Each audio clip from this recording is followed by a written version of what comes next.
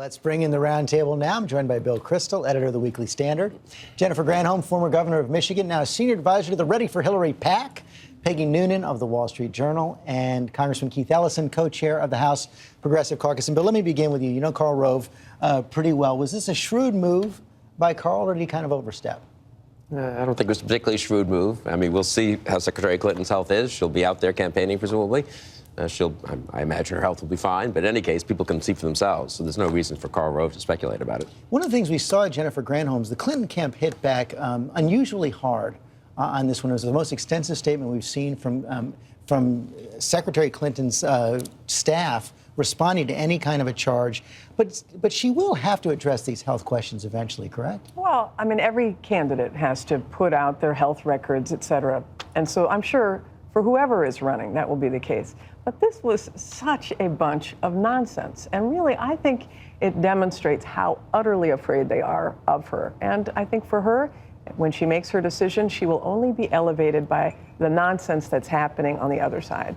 I think one of the reasons this happens, though, Keith Ellison and Jerry Brown talked about it. He talked about the risks of a coronation when you're kind of unopposed on the Democratic side. It kind of leaves an open field for the Republicans, and they feel a responsibility to get in there hard and early. Well, you know, I think it's Karl Rove's job to try to say inflammatory, controversial things. I don't think Hillary Clinton needs her head examined. I think there might be some other things. And Peggy Noonan, you remember this one. This is not the first time that age or health has come up in a campaign. Ronald Reagan. No. Bob Dole was in his 70s when he ran for president. John McCain, Ronald Reagan, my old boss.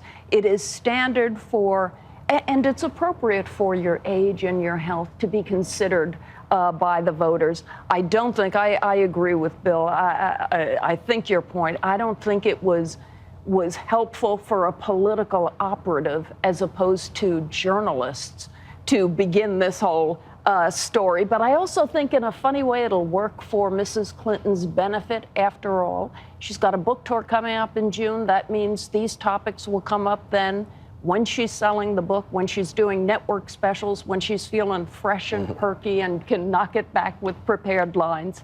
So I think it's fine. But sure, it's an early move of 2016. We saw a lot of previews of 2016 this week, Bill Kristol, not only those response to Karl Rove, but Secretary Clinton giving a big speech on foreign policy, talking about her hard choices, taking credit for tough Iran sanctions, talking about the economy. And I think most noticeable in her speeches about the economy, she seemed to focus more on the Clinton years than the Obama years.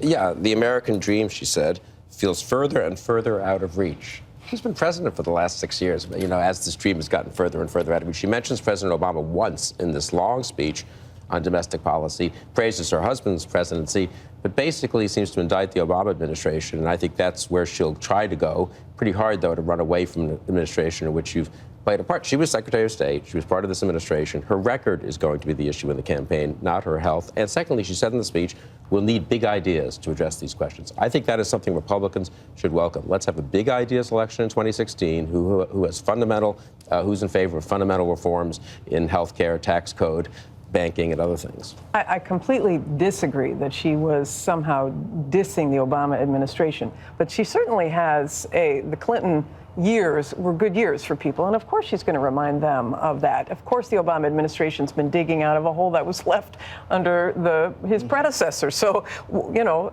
and look how far we've come. We're now at an unemployment rate that was less than when he took over. So you've now defended President Obama more than Secretary Clinton did in her entire 30-minute speech. To defend. She was part of that administration. It's a continuum, but of course she's going to remind people of how good things were under Clinton. Can I tell you, I think what Mrs. Clinton's speech did was tell us what Democrats themselves think of the president's popularity and the president's standing. They are beginning to distance. I think that she was just talking about her own chops. I think it's clear that the president has done a very good job given where he started.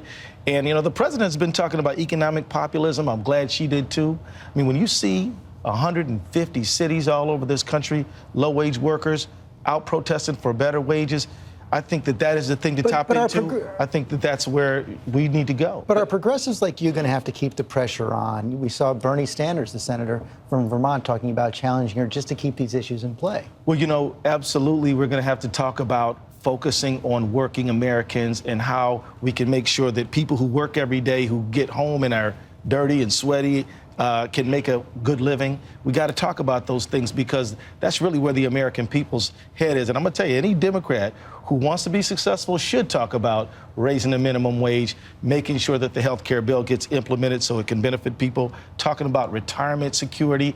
And these low-wage workers striking at McDonald's, I mean, that's a sign that we've got to do something in this economy for folks who are really... If I could just say one word, just remind you, Secretary Clinton said the American dream of upward mobility feels further and further out of reach. She didn't say it was terribly out of reach in 2008, but we've come back some. She believes, you could and snatch out, a little phrase take a look and at the try to whole turn it speech, into something. Take a look at the whole speech, Keith. It's an intelligent speech. It's an analysis of the problems we face. It just seems to say that President Obama hasn't done anything. No, it's not about Obama. It is about the 2002-2003 tax cuts. It is about unpaid for wars. It is about the trickle-down economics, which you guys championed. That she voted for. That's not what it's about, actually. Go ahead, Peggy. Just quickly, I think the Republicans right now are doing something very quietly that I think I would love to see the Democrats doing. Republicans, senators, governors are actually talking about governance. They're talking about ideas to change America, to bring the economy back. I see the Democrats not doing that, not doing ideas, not doing formulations shut down that the will government be for 16 days. They almost threatened a default on the debt. I mean, they've been doing a lot of bad things. I am not hearing ideas from the Democrats. I am hearing anything in the House of complaints. Representatives. Let me bring that to Jennifer Granholm, though, because isn't that the biggest challenge if Hillary Clinton runs, to be new, to be fresh, to have big ideas for the future? No, I don't think it's hard for her at all. She has been articulating that, and there's a lot of great Democratic ideas out there that the president has put out, but it's been blocked by the Republicans in the House. So true. I mean, the reason why things are falling farther and farther behind is because the House is not moving on the stuff that the president. You can shake your head, but Which legislation has the Democratic Senate passed? Give me an example. Immigration reform. Give me an example. Immigration reform would be a They huge passed asset to the That would help the economy tremendously. Oh, really? CBO says it would increase jobs and do a lot of good for a lot of people. I can tell you that's what folks in my district are talking about. We're going to have to take a break right now.